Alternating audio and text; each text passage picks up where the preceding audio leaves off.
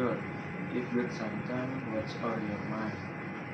Well, I'm feeling a bit overwhelmed. I have a big presentation tomorrow for my environmental science class, and I could really use your help. No problem. Let's be happy to help. What do you need assistance with? I've been working on a presentation about climate change and its impact on your environment. I've put together some slides, but I'm really nervous about presenting in front of the class. I totally understand. Presenting can be hard. What thing do you want to put together? Can give you feedback. That will be amazing. I think practicing will with someone will help me feel more confident. I've got my slide ready, but I'm not sure if my points are clear enough. Let's go through them one by one. When do you want to start? How about in an hour? I just need some time to review my notes and make sure everything is in order. So that will be here. Just let me know when you're ready. Do you want anything, snacks or drinks? That would be great. A little snack would help ease my nerves. Maybe some chips and soda. Perfect. Grab some on my way over. By the way, have you taken from anyone else? Yeah. Not really. I tried practicing in front of my mirror, but it didn't feel the same. I think I need to get used to speaking in front of an audience. That makes sense. Practicing in front of friend can really help. Friends to your audience and will give you some tips on how to improve your game. Thanks, Alang. I really appreciate it. I've also been worried about the question they might ask afterward. What if I don't know the answer? It's a common concern. Maybe we can brainstorm some potential questions together. I can help you come up with answer or at least triggers for how to handle question you are unsure about. That sounds like a great idea. I feel a bit better just talking about it. You always know how to calm me down. I'm glad to hear that. Just remember, it's okay not to have all the answer.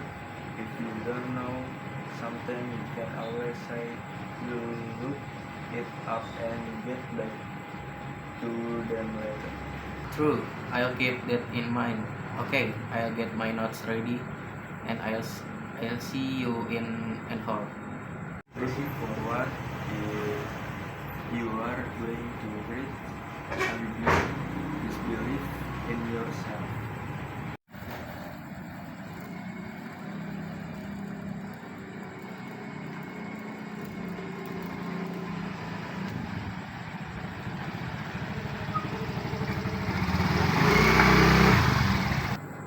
Hey Alang, thanks for coming over. I appreciate it. No problem. I brought some chip and soda, just like you wanted, ready to dive in your presentation. Yes, let me pull up my slides. Okay, here the first one. It's an address to climate change. Great start. Your opening is really engaging. Maybe you could add personal story or statistic to grab their attention even more. That's a good idea. I think about that moving on the next slide. This one talks about the cause of climate change. I like how you broken the down to the Second, just make sure to explain is sincerely. You might want to pause for a moment after each point to let it sink in. Got it. I'll practice it. Now, this slide cover the effect of climate change on wildlife. This really important information you could push visually here, like images of animal to make it more impactful. I have some images I can add. Thanks for the suggestion. Okay, here the slides about the solution. This this is this is where you can really inspire your audience. Maybe you call and with call to action, encouraging them to get involved in environmental initiatives. That's a great idea. I'll definitely include that. Now, let's talk about potential question. What do you think they might ask? They might ask about specific example of climate change impact or what individuals can do you to help. You could also get questions about the section behind it. I'll prepare for those. I feel more ready now that we have gone through everything together. I'm glad to hear that. Just remember today to take the breath and speak slowly. You have got. Thanks, Lang.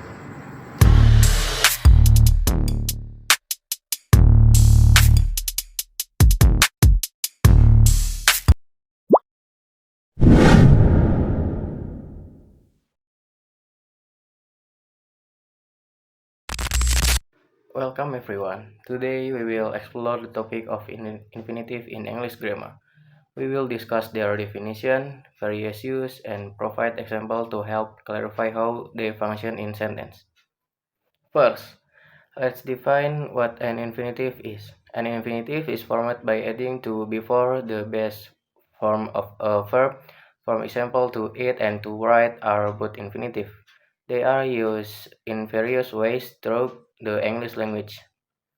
Infinitive are often used after the modal verb must to indicate necessity or obligation. For instance, we say the student must complete their homework tonight. This shows that it is necessary for the student to finish their assignment by tonight. Another common usage of infinitive is after the phrase supposed to. For example, the concert is supposed to start at 7 p.m. This indicates that there is an expectation for the concert to begin at that time. Infinitive can also be used in conversational response to certain phrases. For example, if someone asks, "What are we doing next weekend?" you might respond with, "We are going hiking." Here, the full response would be longer, but we use the infinitive form for brevity. Infinitive are also used to express purpose or reason. For instance, you may say he come over just to chat. This indicates that his purpose for coming was simply to have a conversation. We can also use infinitive after ordinal number like first and second. For example, this restaurant opened its doors first among all other downtown. This shows that it was the first restaurant to open in that area.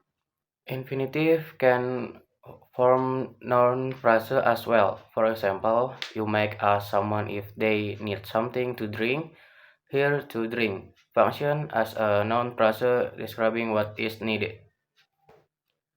Additionally, we often see infinitive used with adverbs like to and enough.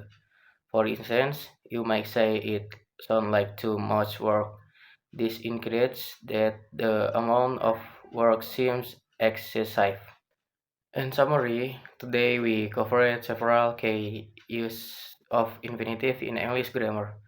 We looked at how they function after modal verb like must, how they express purpose and their role in conversational response. Understanding they use will help enhance your English communication skill. Thanks, dadah.